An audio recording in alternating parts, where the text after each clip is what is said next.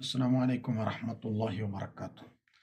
ഇന്ന് ഓർമ്മപ്പെടുത്താൻ പോകുന്നത് ബിൽഡിങ്ങുകളെ സംബന്ധിച്ച് കുറച്ച് പേരുകളാണ്.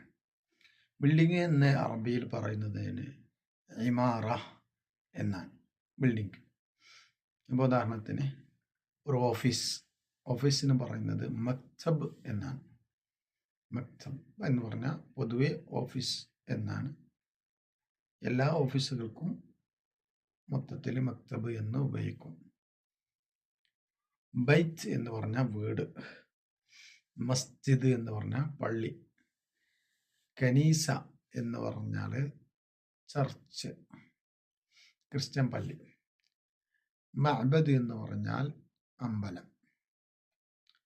അതുപോലെ മുസ്തഷ്ഫ എന്ന് പറഞ്ഞാൽ ഹോസ്പിറ്റൽ. وين روح انت؟ انا روح مستشفى.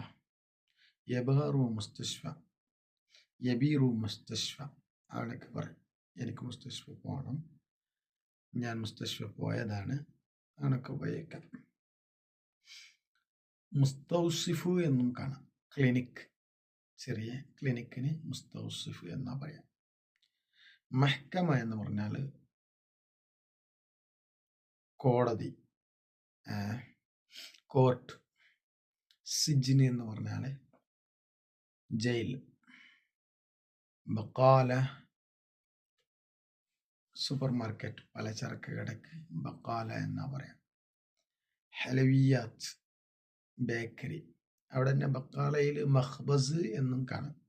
അസ്വാഖ് മഖ്ബസ് എന്ന് പറഞ്ഞാൽ, മഖ്ബസ് എന്ന് പറഞ്ഞാൽ നേരെ ബേക്കറി അർത്ഥം ഇംഗ്ലീഷിൽ കൊടുക്കുമെങ്കിലും ഹുബ്സ് പോലത്തതൊക്കെ ഉണ്ടാക്കുന്ന ഇതിനാണ് മഖ്ബസ് എന്ന് പറയുന്നത്.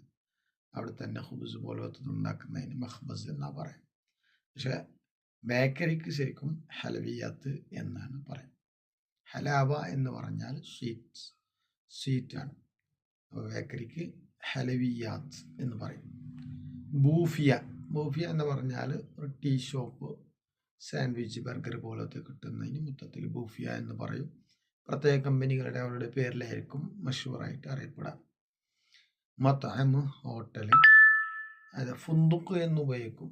അത് വലിയ വലിയ ഹോട്ടലുകൾ, ഫുന്ദുഖ്, ഖംസ നുജൂം 5 സ്റ്റാർ ഹോട്ടൽ, ഫുന്ദുഖ്, പിന്നെ സബ നുജൂം, അങ്ങനെയൊക്കെ വലിയ വലിയ ഹോട്ടലുകൾക്ക് അങ്ങനെ ഉപയോഗിക്കുക. റെസ്റ്റോറൻറ്റ് എന്ന് പറയല്ലേ.